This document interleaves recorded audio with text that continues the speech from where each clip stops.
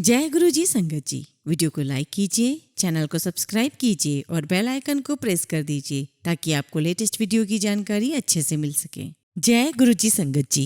गुरु जी का अनंतम अनंतम शुक्राना। गुरु जी के श्री चरणों में कोटि कोटि प्रणाम और गुरु जी की प्यारी प्यारी संगत को जय गुरु जी। संगत जी, दुनिया में दो तरह के विचार होते हैं, एक सकारात्मक और दूसरे नकारात्मक। ज्यादातर लोगों की शिकायत होती है कि उन्हें नकारात्मक विचार काफी ज्यादा आते हैं। ऐसे विचार आने से व्यक्ति को कई तरह की दिक्कतों का सामना करना पड़ता है। लोगों का काम में मन नहीं लग पाता, बनते काम भी बिगड़ने लगते हैं, कुछ अच्छा महसूस नहीं होता है। कुछ लोगों के मन में ये विचार ज्यादा होते हैं तो कुछ के मन में कम। अक्सर लाइफ में घटी कुछ बुरी यादें इंसान के दिमाग में हावी रहती हैं और वो उनके बारे में ही सोचता रहता है, या फिर कई बार कुछ अनहोनी के डर से इंसान बुरी बातें सोचता है। मन में अगर बुरे विचार आते रहते हैं तो इंसान का सुकून खत्म हो जाता है। तो ऐसे में सवाल ये उठता है कि नकारात्मक विचारों से बचने के लिए क्या किया जाए। तो संगत जी, इस बात का जवाब हम सत्संग के अंत में एक कहानी के माध्यम से जानेंगे।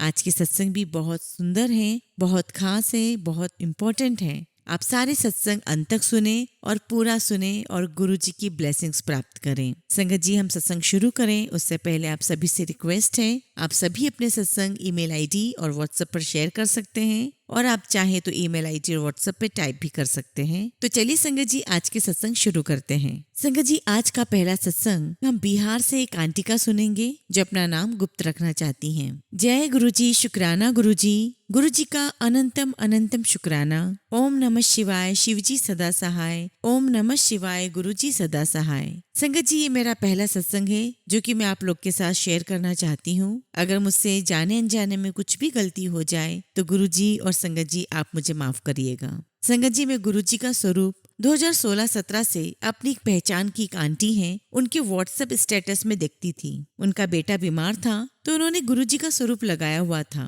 जब मैंने गुरुजी को देखा तो गुरुजी का चोला देखकर मैं थोड़ी हैरान हो गई और मन ही मन सोचने लगी कि ये कैसे गुरुजी हैं। बहुत स्टाइलिश ड्रेसिंग है इनकी। गुरुजी मुझे माफ करिएगा, मैं कुछ भी नहीं जानती थी। संगत जी, मुझे माफ करिएगा जो मैंने गुरुजी के बारे में ऐसा सोचा। मैंने अपने ही कॉन्टेक्ट्स में बहुत सारे लोगों को गुरुजी से कनेक्ट होते हुए देखा है, स्टेटस लगाते हुए देखा है, लेकिन मैं किसी से पूछती नहीं थी कि गुरुजी कौन है। सितंबर 2021 में हमारे साथ कुछ ऐसा इंसिडेंट हुआ, उसके बाद से संगत जी हमारी फैमिली के किसी भी मेंबर के चेहरे पर वो पहले जैसी खुशी नहीं आई। उस पीरियड में मेरी एक पहचान वाली आंटी ने गुरुजी का स्वरूप मुझे व्हाट्सएप किया और बोला इनसे प्रे करो, और उन्होंने मुझे मंत्र जाप करने के लिए भी बोला। मैंने, मम्मी ने और हम सब ने गुरुजी का मंत्र जाप बोलना शुरू किया। हमने प्रार्थना की। हम रोज गुरुजी से अरदास करते, बट उस टाइम गुरुजी ने हमारी प्रेयर नहीं सुनी। हो सकता है उस टाइम हम गुरुजी से कनेक्ट नहीं हो पाए थे। बस प्रे किया। बस मन में यही विचार था कि सभी से हमने प्रार्थना की है, गुरुजी से भी करके देख लेते हैं संगत जी। बट गुरुजी ने नहीं सुनी। लेकिन नवंबर 2022 में मैं गुरुजी से कनेक्ट होने लगी।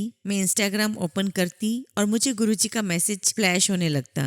फिर मैंने गुरुजी को यूट्यूब पे सर्च किया और रोज मंत्र जाप करने लगी। संगत जी, अभी हम एक प्रॉब्लम से निकले नहीं थे कि तब तक गांव पर प्रॉपर्टी को लेकर एक नई परेशानी आ गई। पापा बहुत परेशान हो गए, घर में सभी लोग परेशान हो गए। मैंने गुरुजी से अरदास की कि गुरुजी, ये कैसी परीक्षा है, एक प्रॉब्लम खत्म नहीं होती कि दूसरी प्रॉब्लम शुरू हो जाती है। संगत जी, जिसने हमारी प्रॉपर्टी को गलत तरीके से अपनाना चाहा, उसने 2022 को हमारी खेती की सारी फसल खुद ने रख ली। मेरे पापा अकेले हैं घर पर, उनके अलावा कोई नहीं है, भाई भी नहीं है। पापा ने बहुत हिम्मत से काम लिया। उसी बीच में नोएडा से गाँव गई। 8 दिसंबर 2022 को मैं गुरुजी का एक स्वरूप लेकर गई। मुझे पहले नहीं पता था कि गुरुजी का स्वरूप हम परचेस नहीं कर सकते, इसलिए गुरुजी मुझे माफ करिएगा। जब मैं गाँव पहुंची तो मम्मी गुरुजी का पहले से आसन लगाकर रखा हुआ था। गुरुजी को बिठाया, दीपक जलाया, भोग लगाया। संगत जी, आज धीरे धीरे हमारी जो प्रॉपर्टी है, हमारा जो खेत है, उसमें पापा ने गर्मी की फसल उगाई थी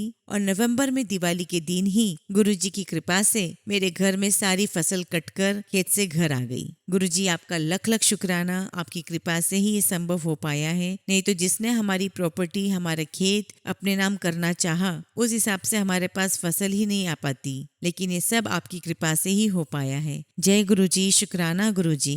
अभी उसी खेत में पापा ने गेहूं उगाया है। गुरुजी की कृपा रही तो अप्रैल में ये फसल भी सही से घर आ जाएगी। जय गुरुजी, शुक्राना गुरुजी। संगत जी, मेरे गांव के घर में एक तरफ दीवार नहीं था, उसके पीछे घर है। वो घर के लोग बाहर रहते हैं, बहुत कम आते हैं, इसलिए अंधेरा रहता था। तो जब भी पापा कहीं भी जाते तो मम्मी अकेले डरती थी। रात में तो स्पेशली बहुत डर लगता था, और रात में जब उस घर पर नजर जाती तो बहुत अंधेरा होता था, बहुत डर लगता था देख करके, क्योंकि उनका आंगन पूरा ओपन था। संगत जी, मैं जॉब करती हूँ, लेकिन मेरे पास कभी इतना पैसा नहीं हो पाता कि मैं वो पेंडिंग घर का काम करवा सकूं। मैंने 1 जनवरी 2023 को गुरुजी से अरदास की कि गुरुजी मेरा घर कंप्लीट करवा दीजिए। कोई भी आता है तो सामने से बहुत खराब लगता है और डर भी लगता है। संगत जी, आज गुरुजी की कृपा से दिवाली के समय मेरे आंगन का दीवार भी बन गया, और बरामदे में जो भी फ्लोर टूटा हुआ था गुरुजी ने सब कुछ रिपेयर करवा दिया है। आज मेरा घर अंदर से बिल्कुल नया लगने लगा है। ये सब गुरुजी की कृपा से ही हो पाया है, और जो पेंडिंग है वो भी गुरुजी की कृपा से जल्दी बन जाएगा। जय गुरुजी, शुक्राना गुरुजी। संगत जी, मैं आप सबको ये बताना भूल गई कि हम सब फैमिली वाले 2021 सितंबर से ही इतने टूट चुके थे कि लगता ही नहीं था कि हम सब अब किसी भी भगवान पर ट्रस्ट कर पाएंगे। लेकिन जब मैं गुरुजी से जुड़ी तो मम्मी को हमेशा बोलती कि सत्संग सुना करो, और वो हमेशा सुनती थी। लेकिन पापा ट्रस्ट नहीं कर पाते थे, क्योंकि संगत जी हमारे साथ इतना बड़ा इंसिडेंट हुआ, शायद इसलिए। लेकिन मेरी इच्छा थी कि गुरुजी जिस तरह हम आपको मानते हैं मेरे पापा भी आपसे जुड़ जाएं, और संगत जी ऐसा ही हुआ। जब मैं गांव पर थी तो पापा नोएडा आए थे, और वो बड़े मंदिर सबसे पहले गए थे मार्च 2023 में। लख लख शुक्राना गुरुजी, लख लख शुक्राना। मेरे पापा को अस्थमा की बीमारी है। एक बार मेरी मम्मी मेरी बड़ी दादी के पास गई हुई थी। पापा घर पर अकेले थे। अचानक तबीयत उनकी खराब हो गई, और संगत जी मेरे पापा ने गुरुजी के स्वरूप के पास से जल प्रसाद उठाकर पिया। उसमें से गुलाब के फूलों की खुशबू आ रही थी। पापा ने मुझे फोन करके बताया। पापा बहुत खुश हुए, और उस समय से पापा गुरुजी पर बहुत ट्रस्ट करते हैं। और उस जल प्रसाद को पीने से पापा की तुरंत ही उसी समय ही तबीयत ठीक होने लगी। लख लख शुक्राना गुरुजी, अनंतम शुक्राना। आपने मेरे घर का काम करवाया जो आज 15 साल से पेंडिंग था। खेत का भी काम आप करवा रहे हैं गुरुजी, बस थोड़ा पेंडिंग है। मुझे उम्मीद है गुरुजी सब ठीक कर देंगे। एक बहुत बड़ा सत्संग है संगत जी, जिसकी उम्मीद में हम बैठे हैं। गुरुजी की कब कृपा होगी, कब मैं वो सत्संग आप लोगों के साथ शेयर करूंगी। वो सत्संग मेरी छोटी सिस्टर से रिलेटेड है। गुरुजी जैसा सबके दुखों का अंत करते हैं, वैसा हमारे भी दुखों का अंत होगा, और हमें खोई हुई खुशी वापस मिल जाएगी। संगत जी, अब मैं अपनी वाणी को विराम देना चाहूंगी। मुझसे कोई भी गलती हो जाए तो संगत जी मुझे माफ करिएगा। मैं गुरुजी से यही अरदास करती हूँ कि गुरुजी हमें ऐसे ही अपने चरणों में लगाए रखना, अपना आशीर्वाद हम सभी संगत पर बनाए रखना। और मैं उम्मीद करती हूँ कि 2024 पूरे संगत परिवार का, पूरे गुरु परिवार का बहुत बहुत शानदार बीते। जय गुरुजी, शुक्राना गुरुजी। ओम नमः शिवाय, शिवजी सदा सहाय। ओम नमः शिवाय, गुरुजी सदा सहाय। संगत जी, अगला सत्संग हम दिल्ली से युक्ति आंटी का सुनेंगे। जय गुरुजी, शुक्राना गुरुजी। हर पल का शुक्राना गुरुजी, हर चीज का शुक्राना। जो दिया उसका भी शुक्राना, जो नहीं दिया उसका भी शुक्राना। ओम नमः शिवाय, शिवजी सदा सहाय। ओम नमः शिवाय, गुरुजी सदा सहाय। जय गुरुजी। संगत जी, ये मेरा दूसरा सत्संग है। गुरुजी के मैसेजेस आ रहे थे कि पुत्र शुक्राना कर। आज नए साल में मैं उनका शुक्राना कर रही हूँ। गुरुजी मेरी लाइफ में उस टाइम आए जब मुझे उनकी सबसे ज्यादा जरूरत थी। मैंने कभी सोचा भी नहीं था कि गुरुजी जब हाथ पकड़ लेते हैं तो एक अलग ही हिम्मत आ जाती है। कुछ दिन पहले मुझे मैसेजेस आ रहे थे कि मैं तेरे घर आ रहा हूँ। मैं मन में बार बार यही सोच रही थी कि गुरुजी ज्यादा बड़े स्वरूप में मत आना, क्योंकि मेरे फादर इन लो स्वरूप लगाने देंगे या नहीं लगाने देंगे मुझे आइडिया नहीं था। मैं नहीं चाहती थी कि वो गुरुजी के लिए कुछ भी गलत बोले। मैं अपनी फ्रेंड मेघा आंटी के पास गई, जिससे मैं डेली ही मिलती हूँ। उस दिन मेघा आंटी बोली, तुझे गुरुजी का स्वरूप चाहिए? मैंने कहा मेरे पास ब्रेसलेट स्वरूप है। वो बोली, देख ले और भी स्वरूप है, इनमें से जो लेना है ले ले। मैं इतनी खुश हुई। उसमें से एक हाथ जितने साइज का स्वरूप था जिसे हम कार में भी लगा सकते हैं और रूम में भी लगा सकते हैं। मैं बहुत खुश हुई और उन्हें घर लेकर आ गई। गुरुजी ने उसी दिन मैसेज दिया था कि आऊंगा तो चाय प्रसाद का भोग लगाओ। मैंने वैसा ही किया। संगत जी, मुझे जो गुरुजी बुलवाना चाहते हैं मैं वही बोल रही हूँ। मैं परसों दुबई आई थी नए साल सेलिब्रेट करने। गुरुजी ने मेरे नए साल में इतना अच्छा सेलिब्रेट करवाया। मुझे बहुत टाइम से मन था कि किसी लाइव कंसर्ट में जाऊं और गुरुजी ने देखो मेरी वो विश भी पूरी कर दी। जिस होटल में हमने टेबल बुक की थी वहां पर वही उसी होटल में बी प्रैक का लाइव सिंगिंग था। हमें बुकिंग करते समय पता भी नहीं था संगत जी। मैं इतनी खुश हुई, मैंने मन ही मन बार बार जय गुरुजी बोला। गुरुजी सच में मन की बात सुन लेते हैं। मैं बस गुरुजी से अरदास करती हूँ। मैं थोड़ी पर्सनल प्रॉब्लम्स फेस कर रही हूँ अपनी खुद की फैमिली के साथ। गुरुजी वो भी जल्दी सब ठीक कर देंगे। सबके बीच में पहले से भी ज्यादा प्यार बना दे। गुरुजी अपना हाथ हमेशा मुझ पे, मेरे परिवार पर ऐसे ही रखें। बस गुरुजी से यही अरदास करती हूँ कि गुरुजी इस नए साल के साथ बहुत सारी खुशियाँ मेरी झोली में डाल दें। गुरुजी का साथ है तो लगता है बड़ी से बड़ी प्रॉब्लम भी छोटी हो गई है। जय गुरुजी, शुक्राना गुरुजी। मुझसे कुछ भी गलती हो गई हो तो माफ करना। जय गुरुजी, शुक्राना गुरुजी। ओम नमः शिवाय, शिवजी सदा सहाय। ओम नमः शिवाय, गुरुजी सदा सहाय। संगत जी, अगला सत्संग हम एक आंटी का सुनेंगे जो अपना नाम गुप्त रखना चाहती हैं। जय गुरुजी, शुक्राना गुरुजी। अनंतम अनंतम शुक्राना गुरुजी। ओम नमः शिवाय, शिवजी सदा सहाय। ओम नमः शिवाय, गुरुजी सदा सहाय। संगत जी, ये मेरा पहला सत्संग है। सत्संग सुनाने में कुछ भी भूल चूक हो जाए, गलती हो जाए तो मुझे माफ करिएगा। संगत जी, गुरुजी रोज मुझे मैसेजेस के द्वारा कहते हैं शुक्राना कर, पर मैं समझ ही नहीं पाती थी कि शुक्राना कैसे करना है। रोज शुक्राना करती हूँ फिर भी गुरुजी के मैसेजेस आ रहे हैं। फिर मैंने यूट्यूब पर सत्संग सुना, तब पता चला कि गुरुजी सत्संग सुनाकर शुक्राना करने के लिए कह रहे हैं। संगत जी, मैंने पहली बार 2017 में गुरुजी के स्वरूप को फेसबुक पर देखा था। उन्हें देखकर बहुत ही अच्छा फील हुआ था। उस टाइम मैंने मन में कुछ बात करी थी, लेकिन फिर नॉर्मली सब चलने लगा। कुछ महीने बाद मेरे पड़ोसी में एक भाभी थी, उनकी बेटी हुई तो मैं उन्हें बधाई देने गई तो वहां पर मैंने गुरुजी का स्वरूप देखा।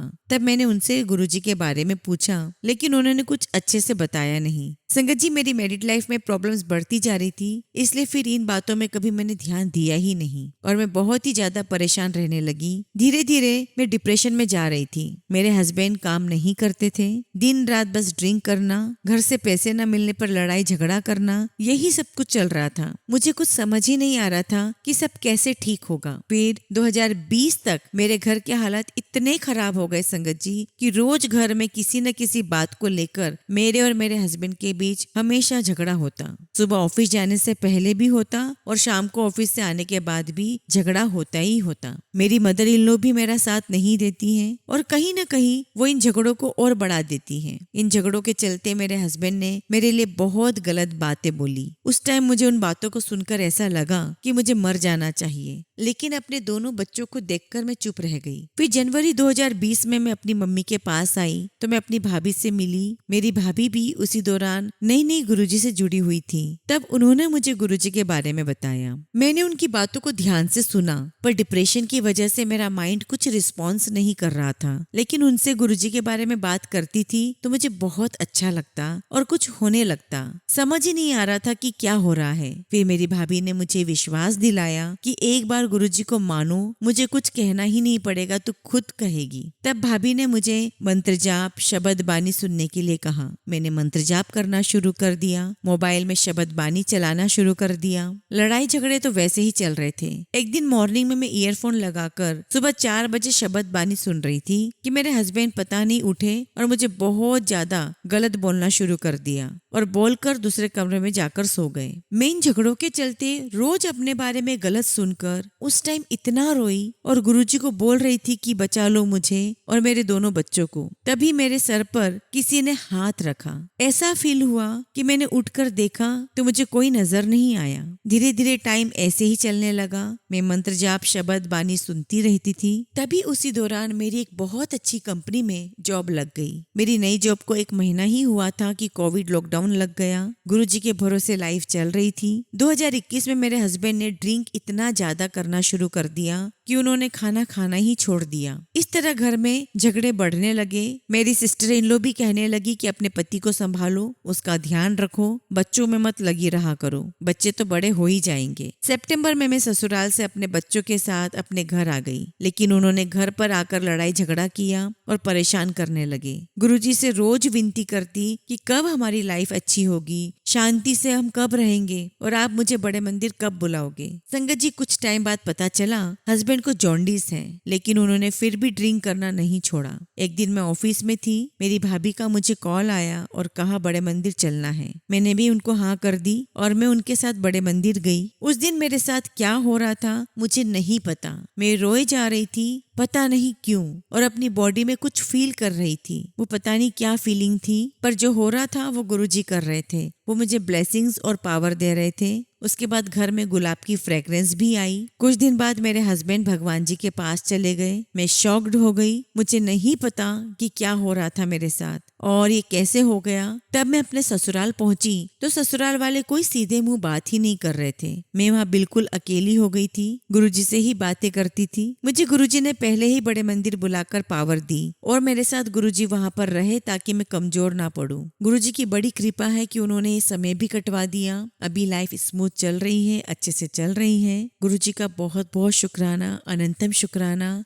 गुरुजी का लख लख शुक्राना कि उन्होंने मुझे और मेरे बच्चों को मेरी मम्मी के पास बहुत सेफली पहुंचा दिया ताकि मैं और मेरे बच्चे अपनी लाइफ अच्छे से जी सकें। मुझे मेरे गुरुपा ने एक गुरु, माँ और पापा की तरह संभाला है और संभाल भी रहे हैं। बहुत बहुत शुक्राना गुरुपा, अनंतम अनंतम शुक्राना। ये मेरी लाइफ का पहला और सबसे बड़ा सत्संग है। इसके बाद डेली लाइफ में छोटे छोटे सत्संग रोज होते हैं और वो गुरुजी की आज्ञा से जरूर शेयर करूंगी। अब मैं अपनी वाणी को यहीं विराम देती हूँ। अगर मुझसे सत्संग में कुछ भी भूल हो गई हो तो प्लीज मुझे माफ करिएगा। जय गुरुजी, शुक्राना गुरुजी, अनंतम अनंतम शुक्राना गुरुजी। संगत जी, अगला सत्संग हम कुमुद कालरा आंटी का सुनेंगे। जय गुरुजी, शुक्राना गुरुजी, अनंतम अनंतम शुक्राना गुरुजी। ओम नमः शिवाय, शिवजी सदा सहाय। ओम नमः शिवाय, गुरुजी सदा सहाय। संगत जी, मेरी जर्नी गुरुजी से 2022 में शुरू हुई जब मैं दिल्ली में रहती थी। मैं अपने सास ससुर के साथ रहती थी। वो फर्स्ट फ्लोर पर और मैं सेकंड फ्लोर में रहती हूँ।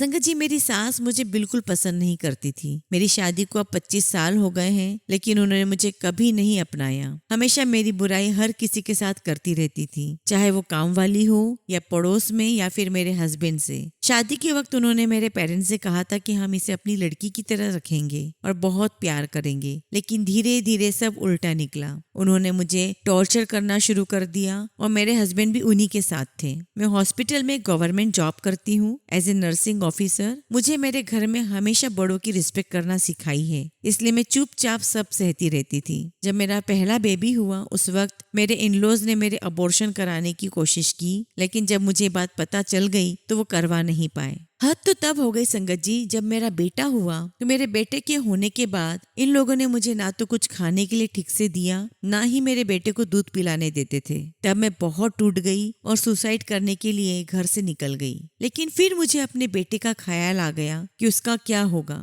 तब मैंने अपनी बेस्ट फ्रेंड को फोन किया और वो मुझे आकर लेकर गई। उसके बाद मैं फिर उस घर में नहीं गई और कुछ दिनों बाद मेरे फादर ने मुझे हॉस्पिटल के पास ही एक घर किराए पर दिलवा दिया और मैं, मेरे हस्बैंड और मेरे बच्चे अब वहाँ रहने लगे हैं। उसके बाद 2 साल के बाद में मेरा एक अबॉर्शन और हो गया और 5 साल बाद मेरा एक और बेटा हुआ। पहले तो मेरे हस्बैंड भी मेरे साथ अच्छा बिहेव नहीं करते थे, लेकिन जब मेरा दूसरा बेटा हुआ तो मुझे लगने लगा कि वो अब बदल गए हैं। इसी बीच हमने किसी और जगह पर गवर्नमेंट अकोमोडेशन ले ली और हम वहाँ शिफ्ट हो गए। फिर पहले बर्थडे पर मैंने अपने घर में माता रानी का जागरण रखा। उसमें मेरे इन-लॉज भी आए और उस बर्थडे के बाद से उन्होंने फिर से बातचीत शुरू कर दी और उनका आना जाना भी शुरू हो गया। एक दिन मैं सुबह ऑफिस जाने के लिए तैयार हो रही थी कि अचानक फोन आया कि फादर इन लोग की तबीयत खराब हो गई है। जब ईसीजी करवाया तो चेंजेस आए और हॉस्पिटल में एडमिट करवाया गया और उनकी सर्जरी हुई। तब मेरे इन-लॉज ने फोर्स किया उनके साथ दोबारा रहने के लिए। तब मैं इमोशनल हो गई और रेंट का मकान छोड़कर उनके पास आ गई अपने हस्बैंड और बच्चों के साथ।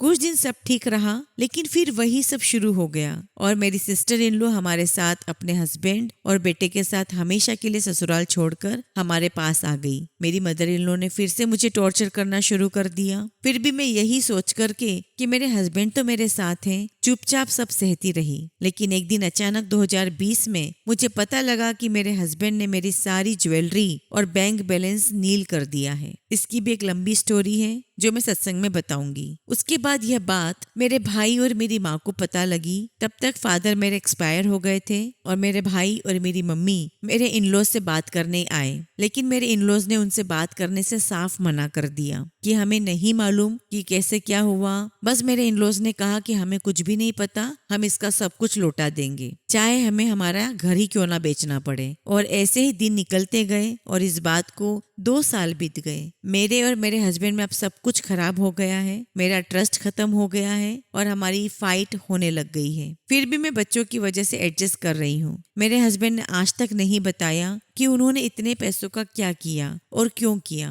मेरे हस्बैंड हर बात में झूठ बोलने लगे और अपने पेरेंट्स के साथ मिल गए। मैं कुछ टाइम के लिए अपनी मम्मी के घर चली गई, लेकिन फिर भी उन्हें कोई फर्क नहीं पड़ा। उन्हें तो बस घर का काम करने और खाना बनाने के लिए मेरी जरूरत थी। जब कुछ समय बाद मेरे बेटे को फूड पॉइजनिंग हो गया, तब मुझसे रहा नहीं गया और मैं वापस हस्बैंड के पास आ गई। फिर वो दिन आया जब हम जिस घर में रहते थे वो घर बिक गया और मेरे इन-लॉज ने मुझे कुछ नहीं दिया और मेरे हस्बैंड ने भी मुझे कुछ नहीं दिया और सारा पैसा अपने पास रख लिया और कहा कि मैं इससे शॉप खरीदूंगा। उन्होंने पता नहीं कहाँ से लोन भी ले रखा था और वो इस तरह मुझे बहुत झूठ बोलते रहे। संगत जी, मुझे पता था कि अगर ये पैसा उनके पास रहेगा तो कुछ समय बाद ये भी खत्म हो जाएगा, इसलिए मैं उन्हें कहती रहती थी कि सही जगह इन्वेस्ट कर लो। इन-लॉज ने अलग घर खरीद लिया और कहा कि हम इसे अपने साथ नहीं रखेंगे। मुझे समझ नहीं आ रहा था कि मैं क्या करूं और मेरे हस्बैंड भी मेरा साथ नहीं दे रहे थे। मेरी मम्मी और मेरा भाई मुझे अपने घर चलने के लिए बोलने लगे,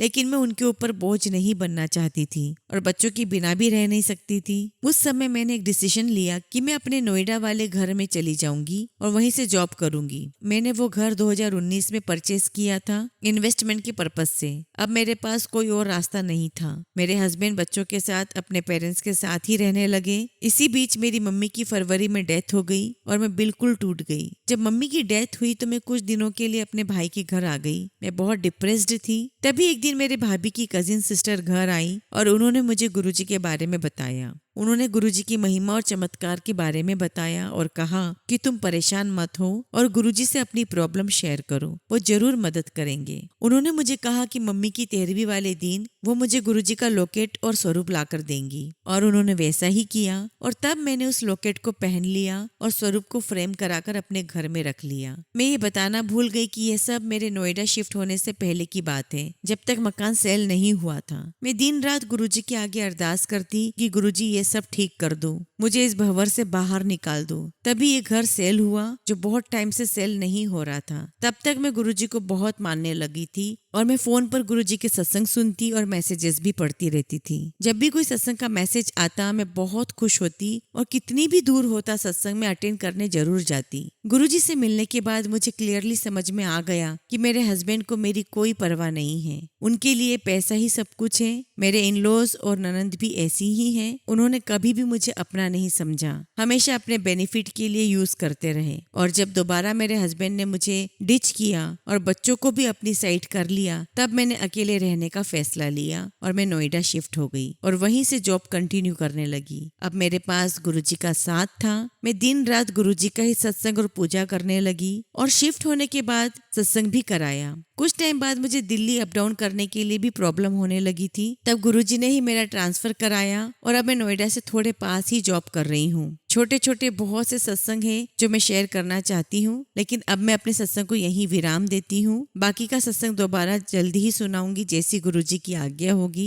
बस मैं यही कहना चाहती हूँ कि मेरे बुरे वक्त में सिर्फ गुरुजी ने ही मुझे संभाला है और आज उनकी वजह से ही मैं जिंदा हूँ। अब उनके सिवा मैं किसी पर ट्रस्ट नहीं करती हूँ और ना ही उनके सिवा मैं अपने आप को इमेजिन भी कर सकती हूँ। मैं मरते दम तक गुरुजी के चरणों में रहना चाहती हूँ और गुरुजी ही मेरे सब कुछ हैं। जय गुरुजी, शुक्राना गुरुजी, अनंतम अनंतम शुक्राना गुरुजी। ओम नमः शिवाय, शिवजी सदा सहाय। ओम नमः शिवाय, गुरुजी सदा सहाय। संगत जी, अगला सत्संग हम जम्मू कश्मीर के रामबन से एक आंटी का सुनेंगे जो अपना नाम गुप्त रखना चाहती हैं। जय गुरुजी, शुक्राना गुरुजी, अनंतम अनंतम शुक्राना गुरुजी। गुरुजी की प्यारी प्यारी संगत को मेरा स्नेह भरा नमस्कार। मैं जम्मू कश्मीर के एक छोटे से डिस्ट्रिक्ट रामबन से हूँ और आज मैं अपना पहला सत्संग शेयर करना चाहती हूँ। गुरुजी की कृपा से अपना सत्संग शेयर करने से पहले मैं गुरुजी का मंत्र जाप करना चाहूंगी। ओम नमः शिवाय, शिवजी सदा सहाय। ओम नमः शिवाय, गुरुजी सदा सहाय। मैं वही सत्संग शेयर करूंगी जो गुरुजी मुझसे बुलवाना चाहते हैं। मैंने गुरुजी के बारे में पहले कभी नहीं सुना था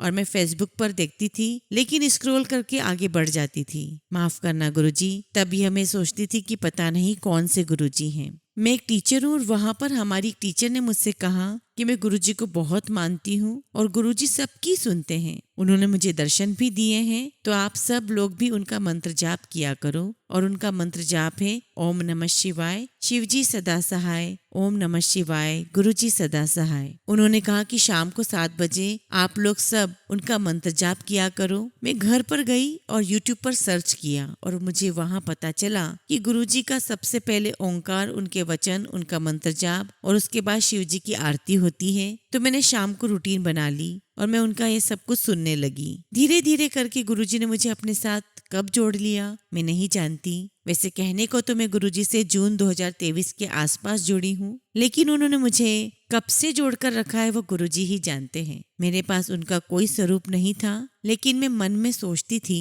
कि गुरुजी आपका कोई भी स्वरूप मेरे पास नहीं है, आप कब मेरे घर आएंगे। तो मैं अपना मोबाइल पूजा के रूम में रखकर सुबह शाम उनकी पूजा करने लगी। फिर मैंने मन में सोचा कि गुरुजी अगर आप मुझे अपनी संगत मानते हैं तो मुझे कहीं से भी अपना स्वरूप दिलवा दो।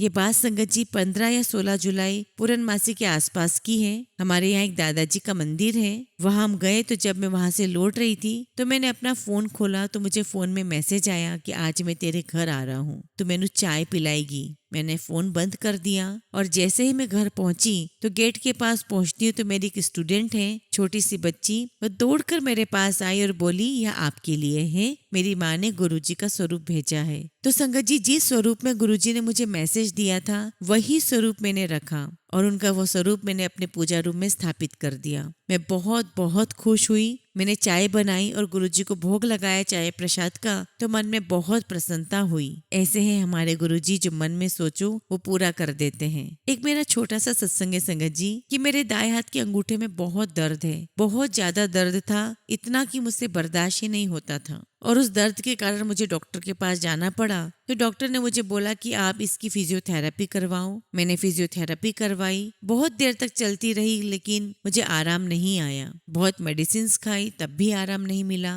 फिर उसके बाद मैं दूसरे किसी डॉक्टर के पास गई और उसने मुझे बोला कि आपकी हड्डी में इंजेक्शन लगेंगे, क्योंकि मैं डायबिटिक पेशेंट हूँ। और मैंने सोचा कि अगर मैं इंजेक्शन हड्डी में लगाऊंगी तो पता नहीं इसका मेरी बॉडी में क्या और कैसा असर होगा। मैंने ये सब गुरुजी पर छोड़ दिया और मैंने कहा गुरुजी अब आप ही जानो। मैं यूट्यूब पर सर्च कर रही थी तो मैंने एक अंकल का सत्संग सुना। उसमें बताया गया था कि गुरुजी के स्वरूप को तांबे का लोटा टच करने से ही वो ब्लेस्ड हो जाता है और मैंने ऐसा ही किया। नया तांबे का लोटा लिया और उसको गुरुजी के स्वरूप के आगे रखा, गुरुजी के स्वरूप से टच करवाया, उसे ब्लेस करवाया और रूटीन में मैं उसका जल प्रसाद सुबह शाम पीने लगी। धीरे धीरे आप यकीन नहीं मानोगे संगत जी कि मेरे शरीर में जितना भी दर्द था, मेरे हाथ में, मेरे अंगूठे में, वो सब कुछ खत्म हो गया। बहुत बहुत कृपा की है मेरे गुरुजी महाराज ने। आज मैं अपना सत्संग यही विराम करती हूँ। अगर मुझसे कुछ भी गलती हुई है सत्संग शेयर करने में तो मुझे माफ करिएगा। संगत जी, मैं अपना अगला सत्संग बहुत जल्दी ही गुरुजी की आज्ञा से शेयर करूंगी।